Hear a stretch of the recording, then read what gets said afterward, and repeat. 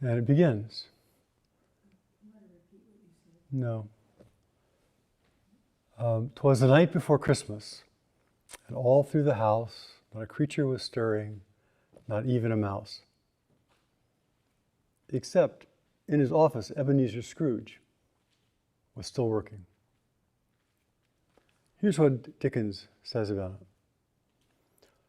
Oh, but he was a tight-fisted hand at the grindstone, Scrooge, a squeezing, wrenching, grasping, scraping, clutching, covetous old sinner, hard and sharp as flint, from which no steel had ever struck out generous fire. Secret, self-contained and solitary as an oyster. The cold within him froze his old features, nipped his pointed nose, shriveled his cheeks, stiffened his gait, made his eyes red, his thin lips blue, and spoke out shrewdly in his grating voice. A frosty rime was on his head and on his eyebrows and his wiry chin. He carried his own low temperature always about him. He iced his office in the dog days of summer and didn't thaw it 1 degree at Christmas.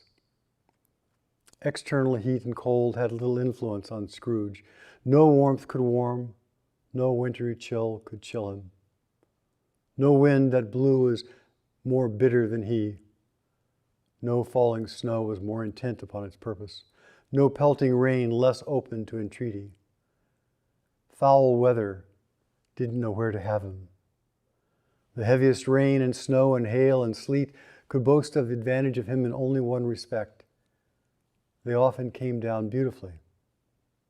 Scrooge never did. So this is the beginning of A Christmas Carol by Charles Dickens, written in 1843. And it was produced, I think, on December 1st of that year and became a bestseller by Christmas. And it's a story of, as you can see, a hard-hearted, cold, icy person. Someone frozen inside, someone who is so frozen that the rain and snow doesn't make any difference to him.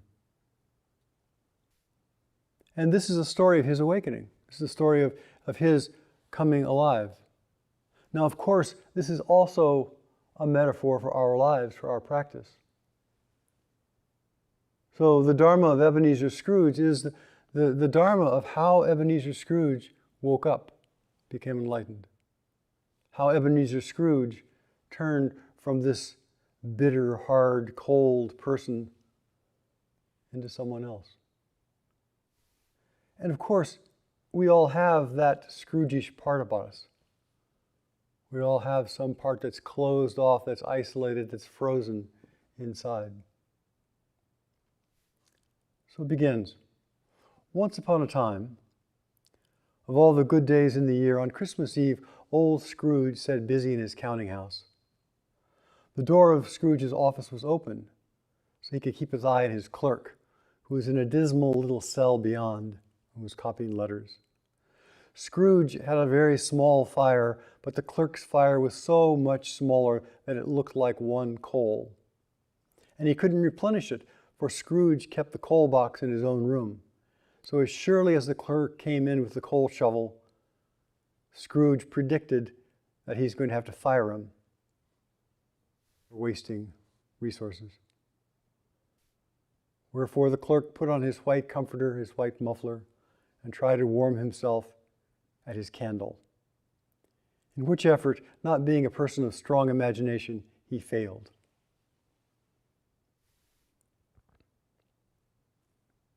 And in the door, kind of surprising Scrooge, comes a cheerful voice. "Merry Christmas, Uncle, God save you." The voice of Scrooge's nephew. And it came upon him so quickly that it surprised Scrooge, and Scrooge's response was, "Bah, humbug. Bah, humbug. Who cares? What else could I say when I live in a world of fools like this? Merry Christmas. Out on Merry Christmas. What is Christmas time to you but a time for paying bills without money? If I could work my will, every idiot who goes about with Merry Christmas on his lips should be boiled in his own pudding and buried with a stake of holly through his heart. Leave me alone. Now, of course, we all have done this. We're in our own sullen, frozen, sulky, self-pitying mood. And somebody greets us cheerfully and tries to say something cheerful to us, and we basically say, bah, humbug. It's not how I see the world. But his nephew is a very indomitable spirit and bright and cheerful, and says, okay, even if you're feeling that way, I'm still going to invite you to come for Christmas dinner with us. And Scrooge says, you'll see me in hell first.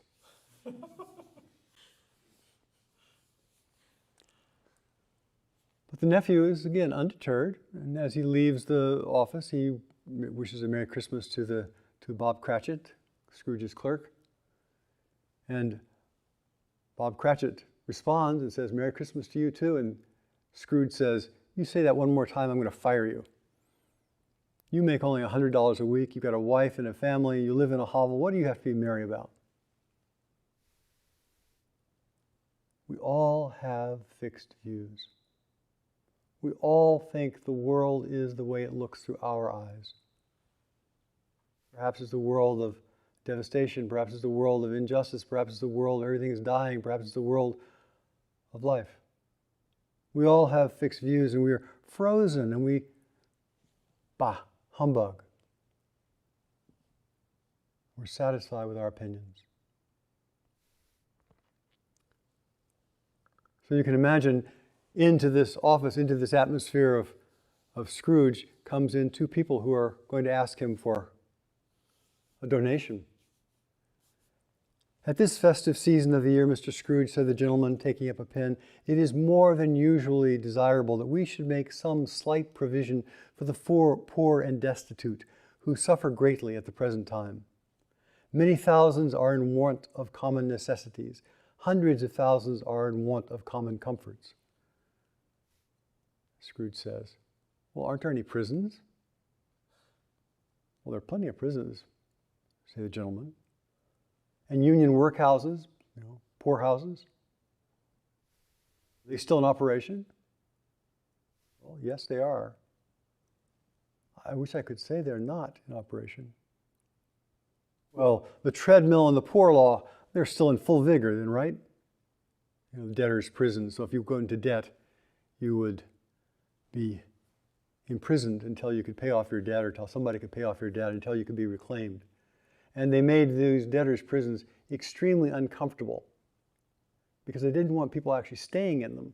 So the idea was, we'll cause you so much suffering that you'll want to get out and you'll desperately do whatever you can do to pay your debt.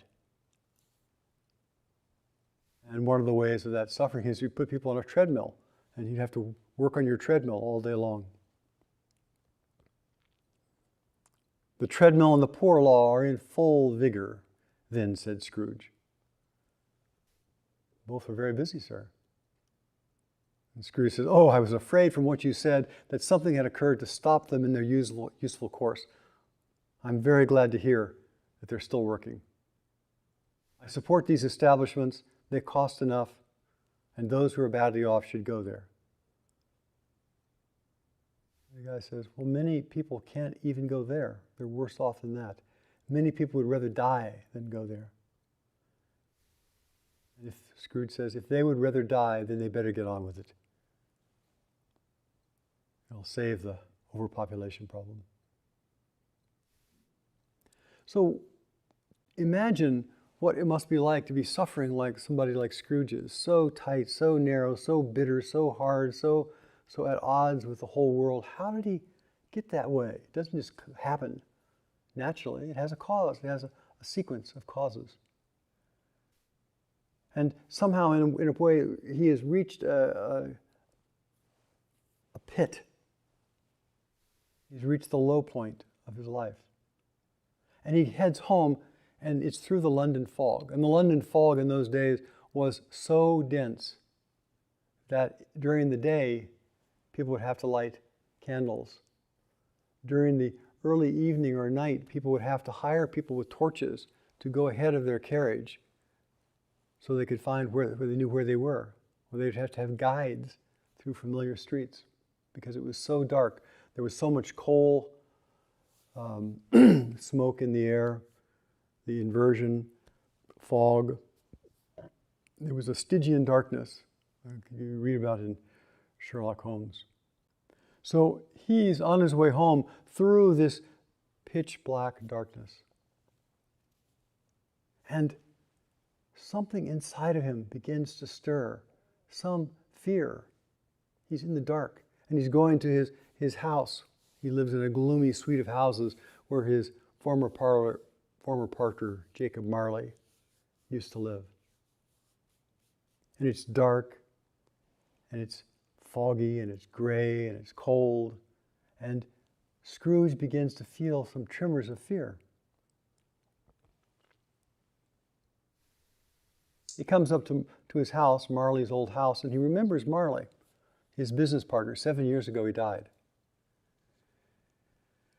And he was as mean, in both senses of the word, as Scrooge was. And when Marley died, Scrooge took no notice of his death. Scrooge stayed in his office. He kept doing business. He kept doing his accounting. He was so indifferent to his partner's death that he didn't even bother to remove his desk from the office. Didn't change his name on the door. And he lived in his abandoned house. So he's coming to his abandoned house of his dead partner, 7 years, one life cycle, dead partner, and fear is beginning to bubble in him. Walking into this cold, dark, dank place with no comforts, no ease. And he goes into his room and he triple locks the door and he pulls the curtains down and he starts a little tiny fire that he's huddled up against.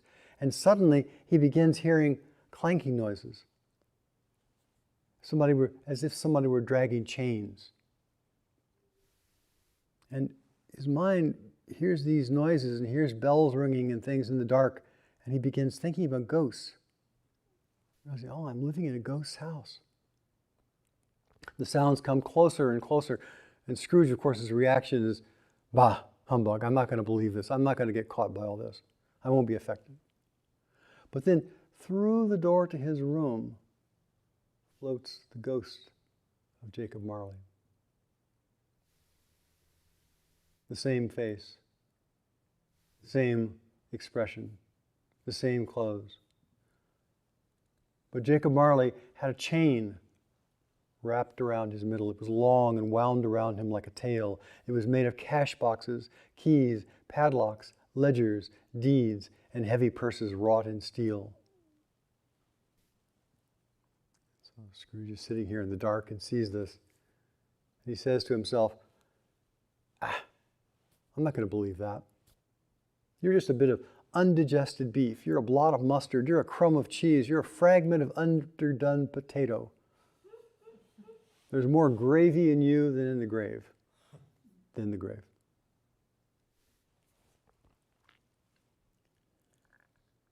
At this mockery, the ghost raised a frightful cry, shook his chain with an abysmal and appalling noise. And Scrooge, fearful, held on tight to his chair to save himself from falling in a swoon. But how much greater was his horror when the phantom, taking off the bandage around his head, as if it were too warm to wear indoors. Now, one of the things that they would do, preparing people for funerals, is they would wrap their head, and they would wrap their head to keep their jaw up. So, and I presume rigor mortis would set in and keep the jaw closed or somehow. But this specter unwraps this cloth around his head and his jaw falls down. And Scrooge leaps down to the floor and says, "Mercy, mercy, dreadful apparition, why do you trouble me?" And the ghost of Marley says to Scrooge, Every person has got to review their life. And I've come to warn you.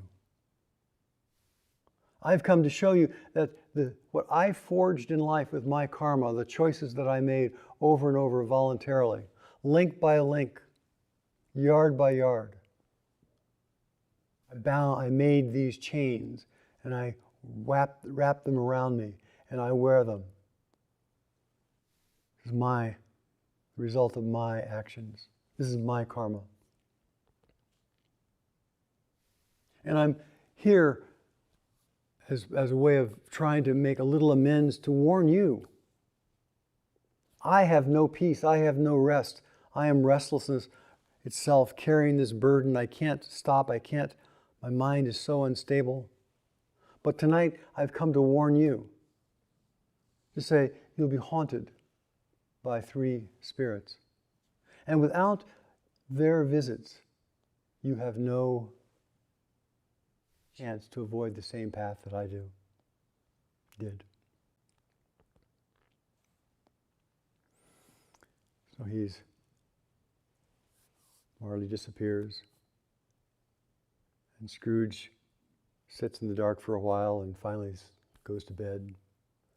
And the sound of the 1 o'clock bell in the morning, they used to ring the church bells every hour, the 1 o'clock bell, he's asleep. And in his dream, a spirit comes. In his dream, this spirit is filled with light. He sparkles and glitters and changes shape. And Scrooge is kind of a little bit in wonder. Who are you? I am the ghost of Christmas past. I'm the ghost of your Christmas past. Scrooge says, why have you come? For your welfare. My welfare. I'm as rich, and a good night's sleep would save me a whole lot better than your visit. Serve me a whole lot better. The ghost says, I'm here for your enlightenment. Now, Scrooge is asleep. He's talking to himself. Where are the spirits? Where are all these things located? They're all not located somewhere out there floating around. They're in his own mind. So his own mind is beginning to stir, to look directly at his own history. And the first thing that this spirit does is take Scrooge back into his memories, back into his early memories, and he sees himself as a solitary child, neglected by his friends, left at Christmas time. And the place that they saw him was mean, poorly furnished, cold, and vast. There was a chilly bareness in the place, associated with getting up too much by candlelight and not enough to eat.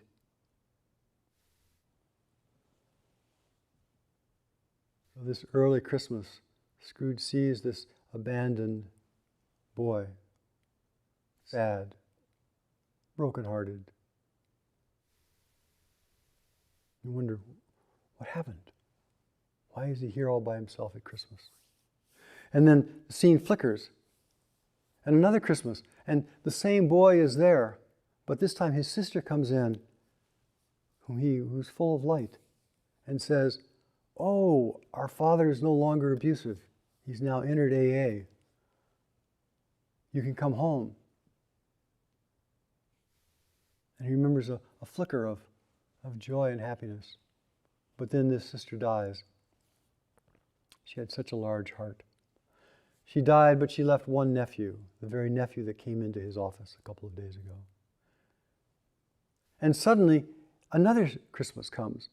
And so Scrooge, again, looking through his mind, seeing this abandoned, impoverished boy, seeing this broken-hearted boy, and then he remembers he was apprenticed to a man named Fezziwig.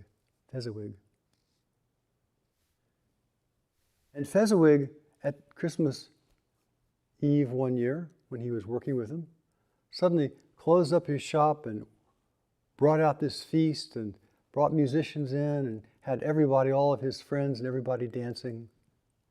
And Scrooge remembered being so happy and so moved and kind of remembering this pleasure that he had forgotten. And in the course of that pleasure, in the course of that joy, he actually met a young woman and they became betrothed. And then, bloop, another Christmas. As Scrooge begins to age, as Scrooge begins to mature. And we see what happens with that young, abused child, so full of fear, trying to find a place of safety. And we find that he's getting prosperous now. He's actually beginning to be successful. And so his mind grasps the hold of it and wants more and says, oh, that's the way. Just happiness and satisfaction. That's the way. I'll get more, I'll get more, I'll get more. And he sees himself now sitting with this young woman, and she says, it matters little if we break up. To you, very little. Another idol has displaced me, and if it can cheer and comfort you in the time to come as I would have tried to do, I have no just cause to grieve. And Scrooge says, what idol has displaced you? He says, a golden one. There is nothing, Scrooge says, on which is so hard as poverty. Nothing professes to condemn it so much with severity as the pursuit of wealth. She says, you fear the world too much. All your other hopes have merged into the hope of being beyond the chance of its solid reproach. I have seen your noble aspirations fall off one by one until the master passion of gain engrosses you as I have not. So again, this is a metaphor for us. We have these places in us, and we develop these lives to try to compensate for those places, for the scared places, for the weak places, for the sad places, for the broken places. And we become professionals, or we put on our suit of armor, or we become an expert in this and expert in that, as a way of defending ourselves from that place that feels scared and broken inside. And in the course of that, we begin to separate from the joys and pleasures of our life. And then one more flicker, and he shows this young woman, Polly, with a very happy family. All the beneficent things that would have happened to Scrooge if he hadn't been so avaricious. And Scrooge, kind of seeing this contrast, goes unconscious, faints. But that same night, the same bell is still striking the same tone in his same dream. And a second spirit comes through. And Scrooge is beginning to feel alive. I mean, there's a pleasure in getting to know oneself. There's a pleasure in seeing and feeling and being touched, having one's own deepest fears.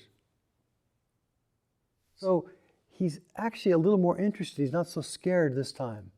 He thinks, oh, well, I'm kind of looking forward to this. And the second specter comes in and looks a little bit like Santa Claus, an early version of Santa Claus. His clothing is green, not red, and he has holly in his hair and not a cap. He's got white fuzz around him. He says, come with me. I want to show you something. I want to show you what's going on right now. You on Christmas Eve, you were sitting in your office so cold and so miserable and so hard and so, I want to show you what else is going on right now. And so he takes him out and he shows him people moving and traveling to one another's house and preparing feasts and wishing one another a Merry Christmas. And each time that he sees somebody, he sprinkles them with good cheer. The spirit of Christmas present sprinkles them and they become happy. Liberation is possible. Liberation is possible. And he takes him all over the country, very quickly, of course, into mines, into ships, into London, into the darkness of London. And he says, there's goodwill everywhere. There's a possibility of life. And he sprinkles them all with the spirit of Christmas, the spirit of kindness. And then he takes Scrooge in the present moment to his clerk's house, Bob Cratchit. And Bob lives there in this house, a hovel, not well lit, with his wife and 4 children in 4 rooms.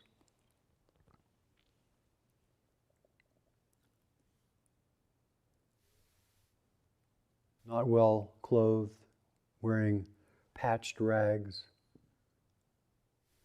ill-fitting shoes. But they're together and they're doing their best. They're preparing a feast for them, a small feast, and they're making toasts with broken cups.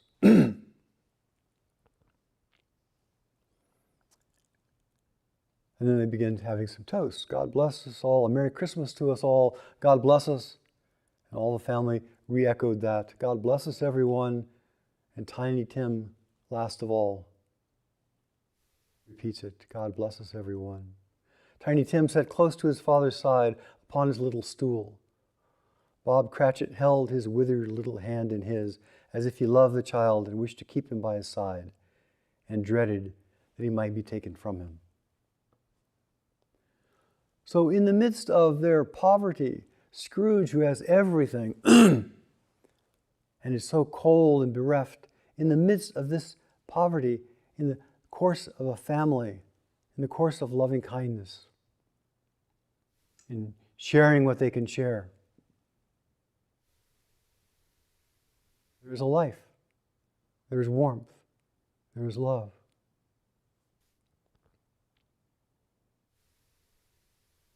And Tiny Tim has caught Scrooge's attention in this, and Scrooge says, what's going to become of him? What's going to happen to him? And the Spirit of Christmas Present says, I see a vacant seat in a poor chimney corner and a crutch without an owner, carefully preserved. This child will die. And Scrooge is touched. This child in this warm family, this child that is loved, is going to die. And the Spirit of Christmas Present throws Scrooge's own words back to him. Well, you said if people are going to die, they better do it soon and decrease the surplus population. Remember that?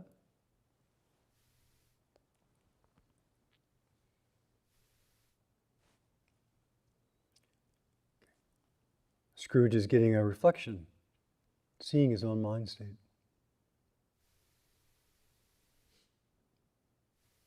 Then Scrooge hears Bob Cratchit making a toast to him. Scrooge, his miserly, parsimonious boss. And he says, to Mr. Scrooge, the founder of this feast. His wife comes in and says, he's an odious, stingy, hard, unfeeling man. With his parsimony and ill usage of you, he's the ogre of the Cratchit family. And everyone who was so happy and joyful became dismayed at the mention of Scrooge's name.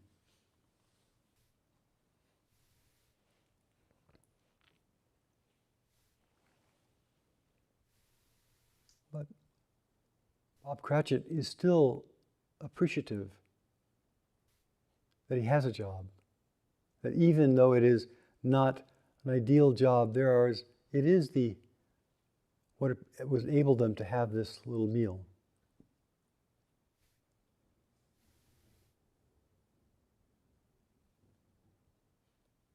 And lastly, I think, They go to Scrooge's nephew's house, again, just seeing Christmas presents, seeing what's going on right now. People having joy and wishing people well all over the world, seeing the Cratchits kind of surviving on love and kindness. And they go to his nephew's house, and his nephew is talking about his earlier visit to Scrooge's office. He's repeating his bah, humbug. And he says, well, he truly believes that. Scrooge truly believes that that's the case. He's a comical old fellow, very unhappy. But I'm sure his offenses carry their own punishment. His weight is a terrible weight.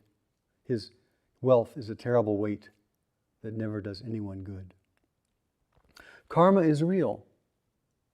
Karma is real. We forge our own life. It's not though the ego says, I want to shape my life and make it look like da-da-da-da-da-da, and the ego then, kind of lays out a pattern for success and safety of the ego, self-centered small view, but rather that large mind which is aware, that large wisdom of us out of which things come, arise, and that little choice that we're always making, open, closed, safe, not safe, that little choice begins to shape what kind of person we are. And Scrooge begins to see that the person he's become and what's in his mind are his own thoughts, are grim and cold. He was watching this pre-COVID party, and his heart began to warm.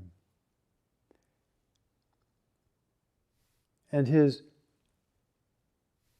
nephew says, even though he's an old miser, I still wish him well. I still wish him well. And Scrooge's heart begins to soften.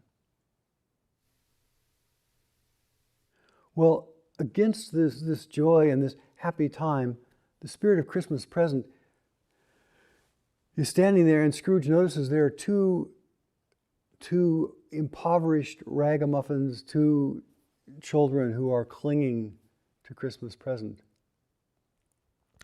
Two children who are huddled against the spirit, yellow, ragged, wretched, abject, frightful, hideous, and miserable. Well, who are these? What is this? And the spirit of Christmas present says, these are ignorance and want. Ignorance and desire, craving. They infuse the Christmas present for so many people. They're ignorant. You are ignorant. Your desire and your craving, your clutching, has created a monster. And Scrooge says, well, get rid of them. The spirit of Christmas present throws back his own words. Are there no workhouses? Are there no prisons? You can't get rid of them. They're in your mind. They are the forces that have obscured, occluded, covered over, frozen the joy, the happiness within you. And the spirit departs. Now Scrooge is still lying in his bed. He still is there. He's been in this dream. But as he looks at his mind, as he begins to see, he also recognizes that liberation is possible, that there is love, there is warmth, there is happiness, there is positive things in the world. And his hard, cold ice cube of a self begins to crack.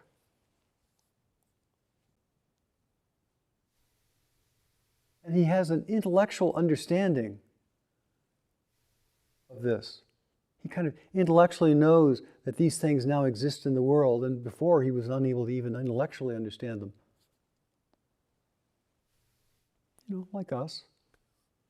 We all read Dharma and understand, think, well, I understand this and I understand that, I know how this works, and we can use the words and we can phrase, but it hasn't actually penetrated.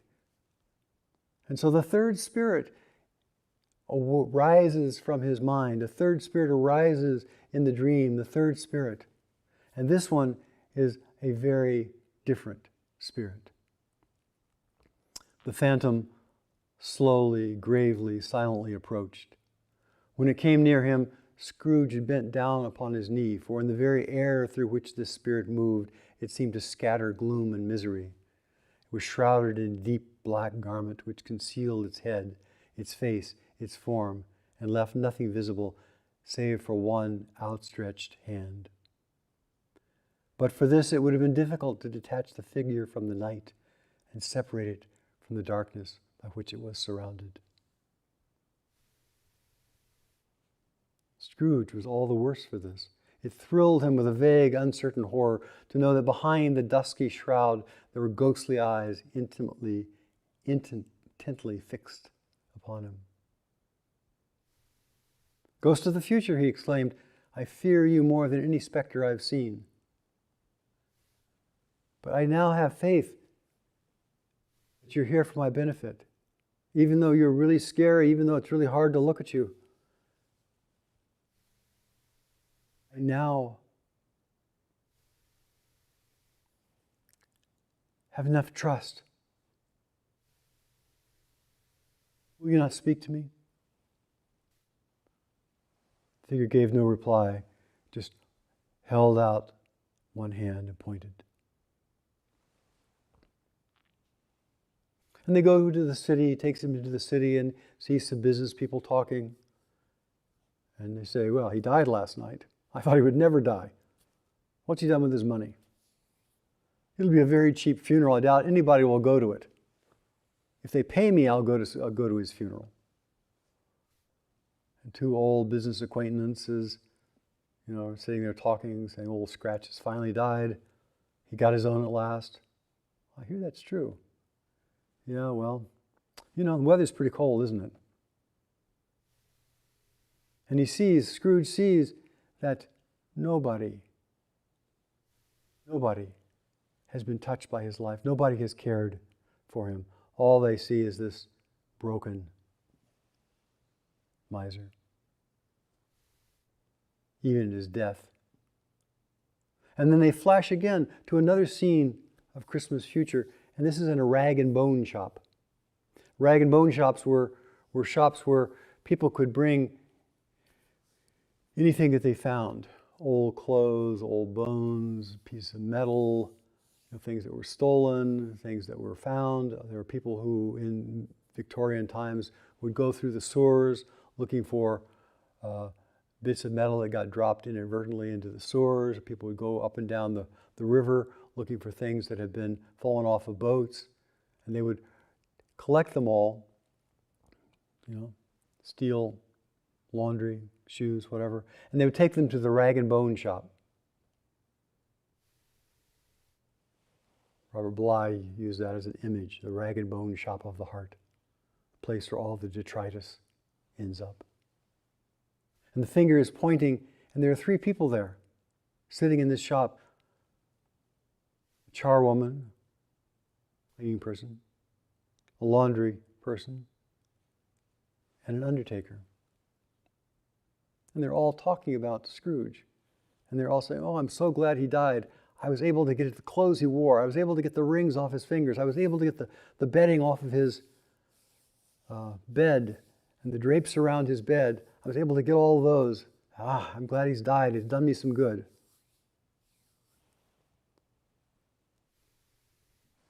Finger is just pointing. Watch. Watch your life. Watch the outcome of your life. And he points back to the Cratchits. And now, the Christmas future, Bob Cratchit has lost his job. They're living in great poverty. Family is depressed, worn out, weak. Tiny Tim has died. And then the finger points to the grave. The name Ebenezer Scrooge is on the grave. Scrooge is in despair. There's joy in the world. There's love in the world, but he has not touched it. And in real life, he has only brought misery. Wanting and craving are his children.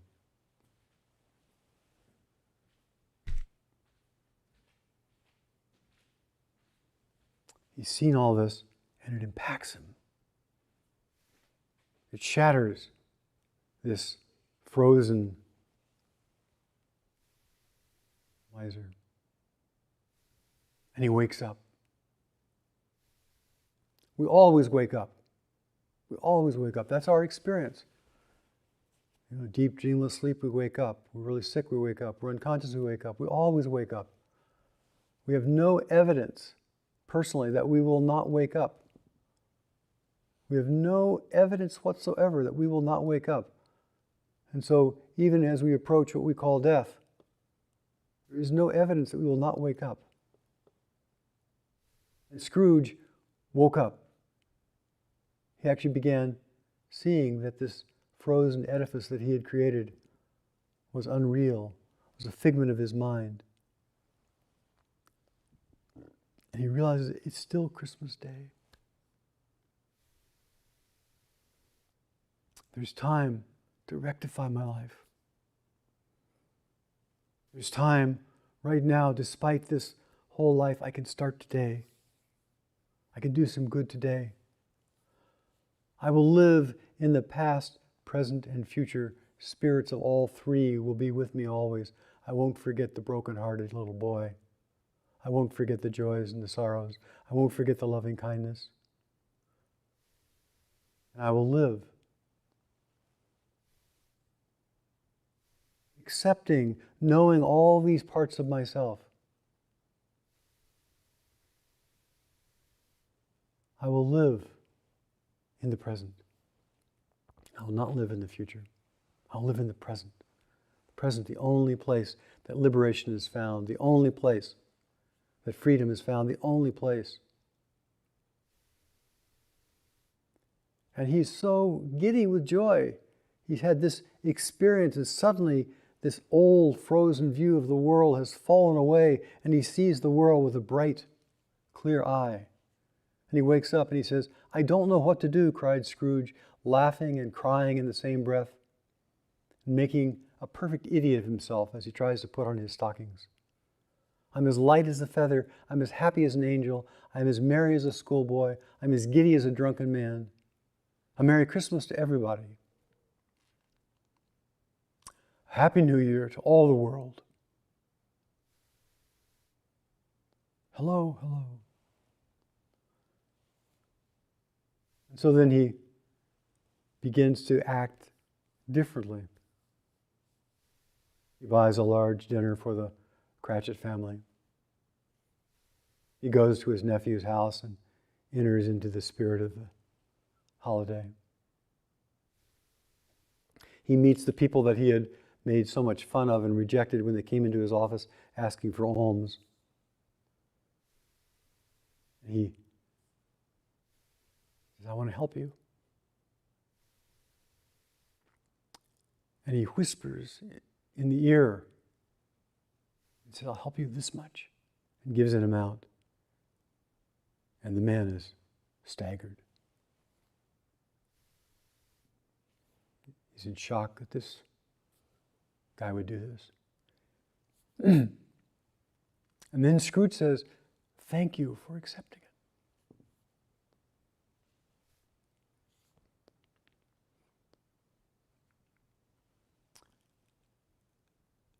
And he has a wonderful Christmas day. In the old days, he would have been on the day after Christmas, on Boxing Day, he would have gone to his office early to try to catch Bob Cratchit coming in a few minutes late so he could give him a hard time. And this time, he showed up early and was waiting for Bob to come in. And he walks in the door. Scrooge grabs him and says, I'm not going to tolerate this anymore. I'm going to raise your salary. I'm going to help your family.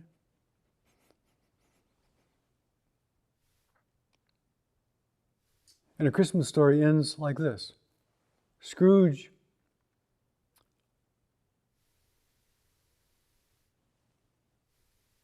was better.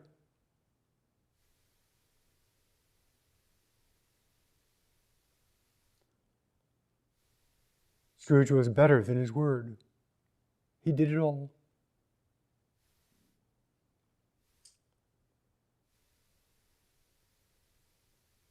And infinite.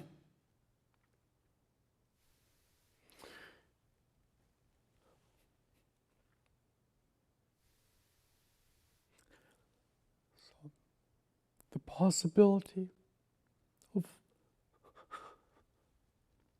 the possibility of liberation, the possibility of the deep freedom of the truth, the possibility of the freedom of reality is overwhelming.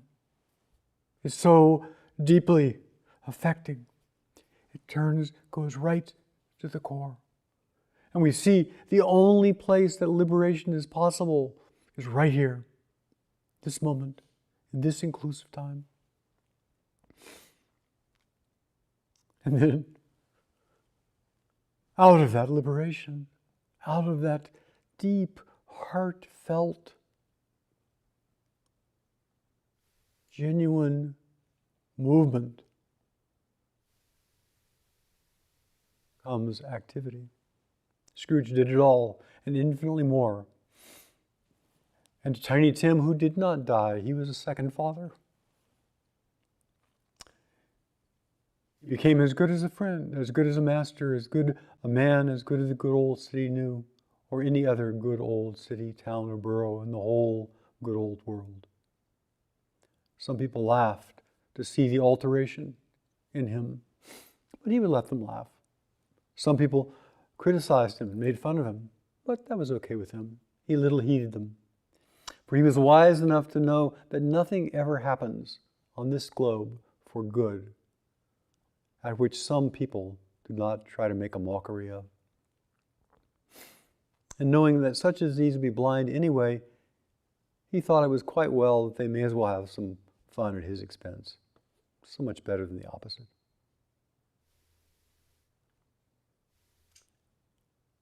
His own heart laughed, and that was enough for him.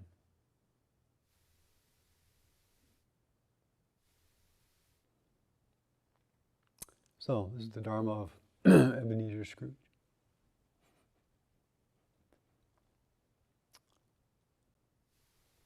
The possibility of our own waking up.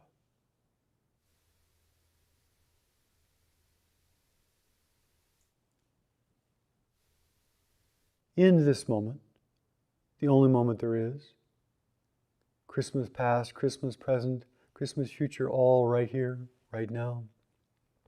The liberation of everyone found right here, right now.